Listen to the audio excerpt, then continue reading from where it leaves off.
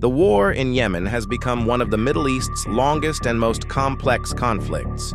For years, Saudi Arabia has led a military coalition against the Houthi movement, while the United States has provided varying degrees of intelligence, logistics, maintenance, training, and defensive support over different periods. At the same time, Iran has been widely reported to provide political and military support to the Houthis, although the extent of that support has varied over time. A central question often asked is, could Saudi Arabia defeat the Houthis without U.S. assistance? The answer depends on what defeat means, whether it is preventing attacks on Saudi territory, destroying Houthi military capabilities, or re-establishing the internationally recognized Yemeni government. The Houthis, officially known as Ansar Allah, emerged in northern Yemen during the 1990s. They evolved from a religious and political movement into an armed organization after multiple conflicts with the Yemeni government.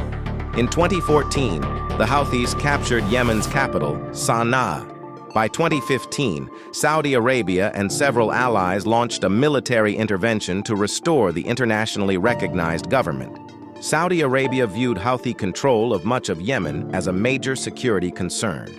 Saudi leaders argued that cross-border missile attacks threatened Saudi cities. Armed groups near the Saudi border posed long-term risks. Iranian support for the Houthis could shift the regional balance of power. The Saudi-led coalition initially expected a relatively short campaign. Instead, the conflict evolved into a prolonged war involving conventional battles, drone attacks, missile strikes, and maritime security challenges.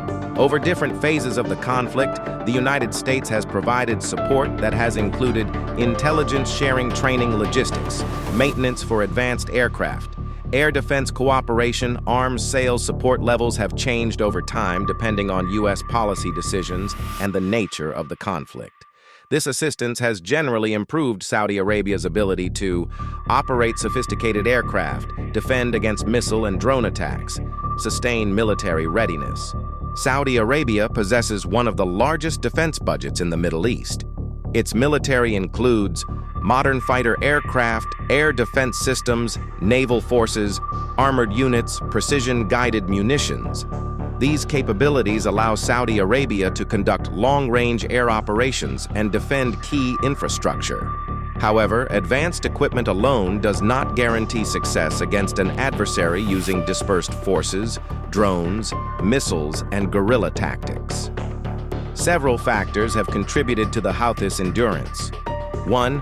Terrain. Northern Yemen's mountainous geography favors defenders. 2.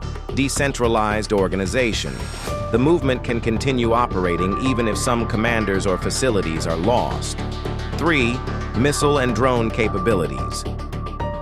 The Houthis have repeatedly demonstrated the ability to launch missiles and drones at military and infrastructure targets. 4. Political and local support. The conflict also involves internal Yemeni political dynamics, making a purely military solution difficult. These factors have complicated efforts to achieve decisive battlefield outcomes. The answer depends on the objective. If the goal is to defend Saudi territory, Saudi Arabia likely retains substantial independent capabilities, though U.S. support can enhance missile defense, logistics, and maintenance. If the goal is to eliminate the Houthi movement militarily, most analysts believe this would be extremely difficult, even with outside assistance.